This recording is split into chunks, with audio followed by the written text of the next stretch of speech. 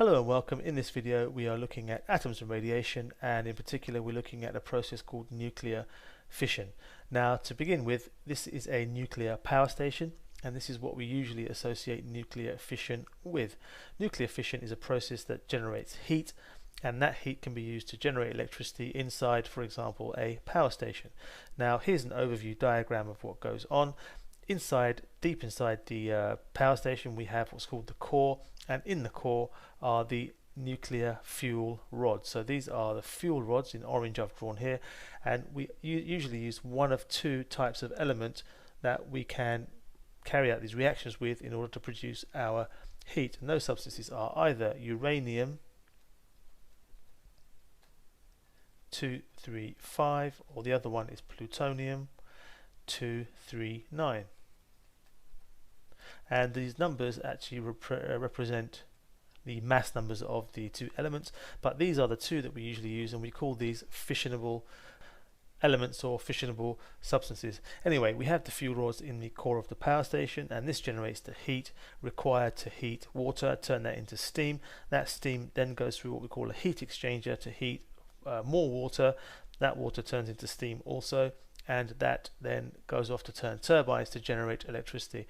You don't need to know huge amounts of detail of this nuclear power station. We've covered it a little bit in Unit P1, but for now that's all you really need to know about what the power station does overall.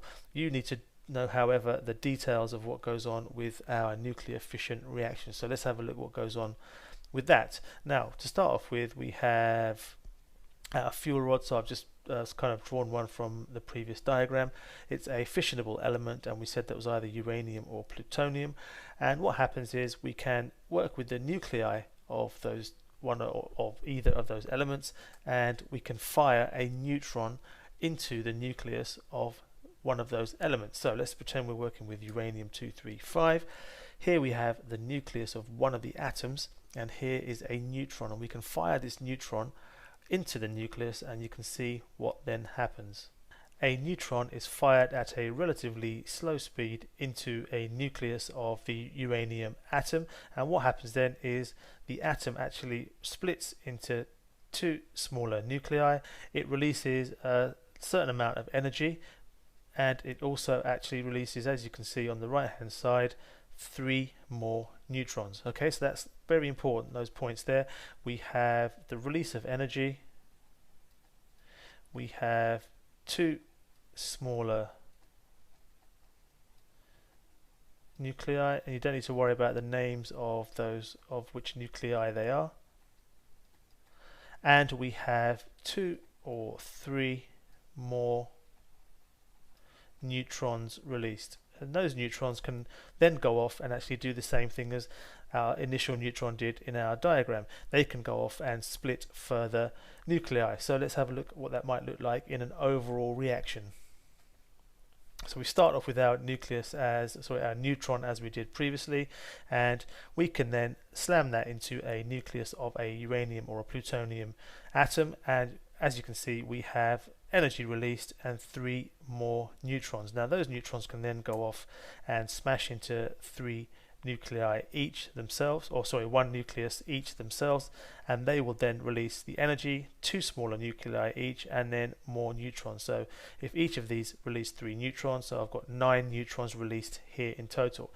Each one of those 9 can then go off and hit their own nuclei of other atoms, and we get a further reaction going on with many more nuclei.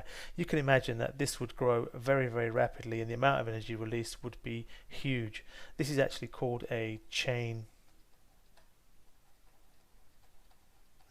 reaction, because we start off with a one nucleus being broken in 2, or broken down into 2 smaller nuclei, and then it proceeds in the way that we've just described.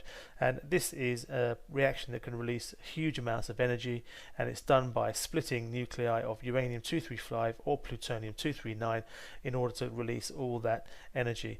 Now this is a reaction that could go out of control, but it has to be controlled, and therefore the amount of neutrons that are released are usually either increased or decreased in the reactor using substances that can absorb these neutrons if the reaction is going too fast, and if the reaction is going a bit too slow, those substances can be removed to allow more neutrons then to go off and cause these fission reactions. Okay, so you should be able to sketch, or at least complete a sketch of a diagram that looks like this. Remember, at each stage there is energy released, two smaller nuclei produced, that means of another element, and also 2 or 3 neutrons which can then go off and break down the nuclei of other atoms present.